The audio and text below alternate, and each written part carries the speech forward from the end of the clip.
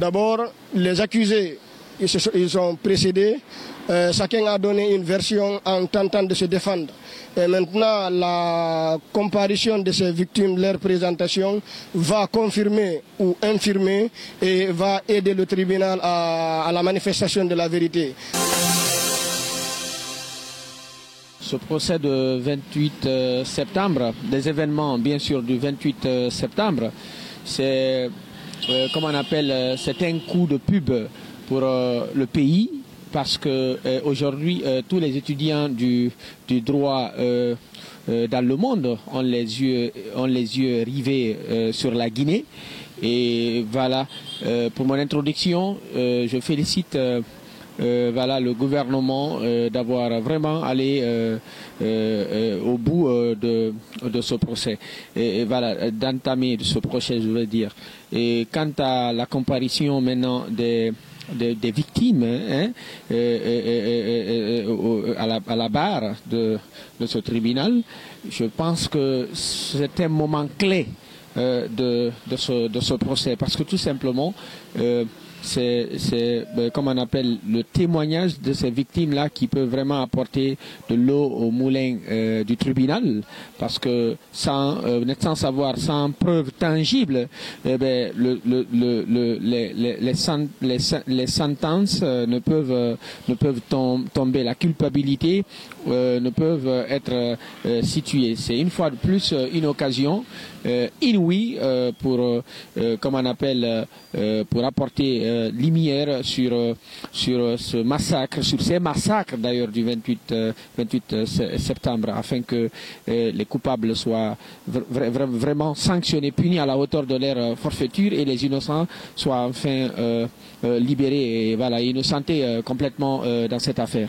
Personnellement, j'ai suivi avec beaucoup d'intérêt l'intervention de cette victime, Wuri Bailo, qui est d'ailleurs avocat de profession, voilà, et concernant comment on appelle l'intervention du ministre à la morgue. Moi, je pense que c'est vraiment c'est des choses vraiment à déplorer parce que tout simplement le minimum que nous puissions obtenir une fois un tel événement tragique qui a résulté à des décès, c'est de mettre à disposition les corps de ces victimes aux différents parents afin qu'ils puissent se recueillir sur leurs enfants et autres là et voilà. Mais ce qui malheureusement n'a pas été fait parce que d'après Wuri Bailo, parce que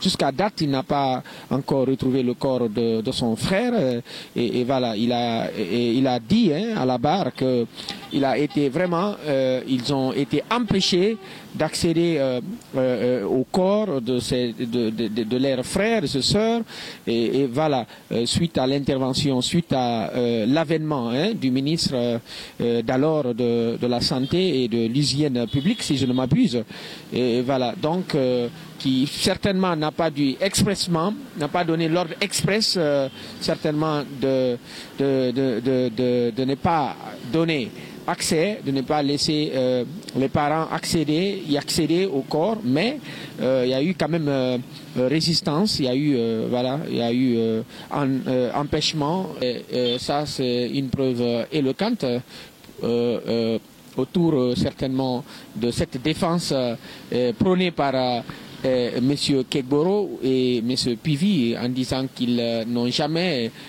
eu des détenus dans leurs bases, dans les différents, dans le camp. Je pense que c'est le camp Alpha Yaya Diallo d'ailleurs. Et ça, c'est en tout cas un témoignage éloquent qui dit le contraire parce que eux, ils ont été là-bas d'après leurs sources pour chercher à voir effectivement si leurs proches sont détenus ou pas. Et donc s'il n'y avait pas de détention. Donc moi je pense que ça c'est une, en tout cas, preuve éloquente. Si bien sûr c'est avéré fondé et toutes ces déclarations de ce parent, d'une victime entre autres, et je pense c'est Wuri Bailo. Je vais commencer d'abord à remercier le ministre de la Justice, M. Alphonse Charles Wright, d'avoir promis au peuple de Guinée pour la tenue de ce procès. Et en plus aussi, nous allons remercier le président de la République qui a mis tous les moyens, toutes les dispositions afin que ce procès ait lieu, pour que le peuple de Guinée soit dédommagé des victimes qu'ils ont eu à subir le jour du 28 septembre 2009. Encore, je vais ajouter que si d'autres voient la tenue de ce procès comme étant une haine dirigée vers une communauté du pays, et moi je dirais que ce procès va permettre au peuple de Guinée, pour la manifestation de cette vérité, vers une conduite à une réconciliation nationale.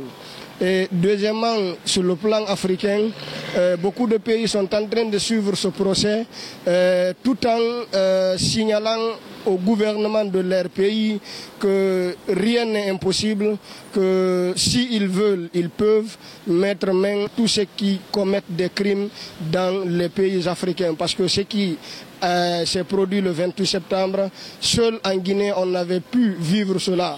D'abord, les accusés, ils ont précédé, chacun a donné une version en tentant de se défendre.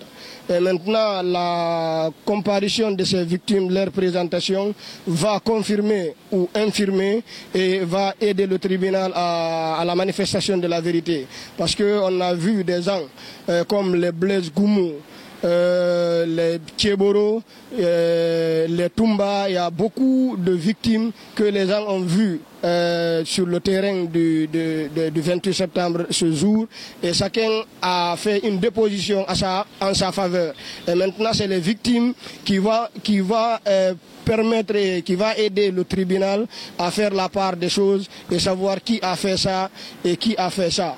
Voilà, la comparution des victimes, et surtout si nous prenons la première victime qui est comparue, Wuri Bailoba, vraiment ce jour, j'ai écouté, c'était trop pathétique. Quelqu'un qui a perdu son frère, et même, on avait même signalé du moins des disparus.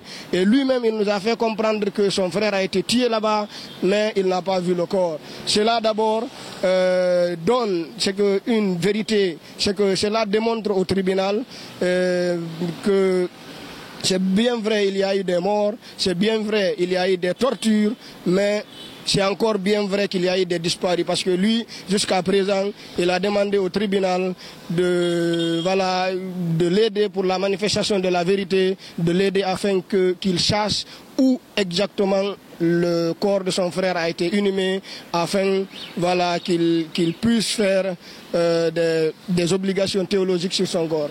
Voilà, également, pour le cas que vous venez de signaler pour le programme de violons au camp qui était dans la disposition de Pivi et Kéboro, lors de leur déposition, ils ont fait savoir au tribunal qu'ils n'avaient pas de violon où garder les gens.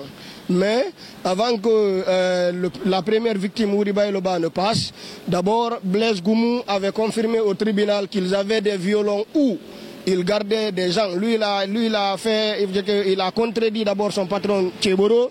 Il a dit qu'ils avaient bien sûr des lieux de détention, mais pour lui que ces détenus n'étaient gardés là-bas que durant 3 jours maximum. Et maintenant, Wuri Bailoba, parce que Pivi, lui, il n'avait pas reconnu. C'est à travers, encore à travers la venue, la comparution de cette première victime, elle nous a confirmé effectivement que Pivi et Kéboro avaient des violons où ils séquestraient les gens, où ils torturaient les gens, où même il y avait des femmes détenues et des hommes. Et cette comparution aussi, la comparution de cette victime a aussi apporté un éclaircissement sur ce que les gens disaient que les Pivi et les Tchéboro avaient des violons où garder les gens. Il frappait d'autres victimes, et même aussi pour la disparition des corps qu'il était impliqué. Et maintenant, Wuri Bailoba nous a fait comprendre que avant l'arrivée de Dr Diaby à l'hôpital, tout allait bien. Toutes les victimes, c'est que les parents des victimes venaient rechercher leurs victimes dans les morgues.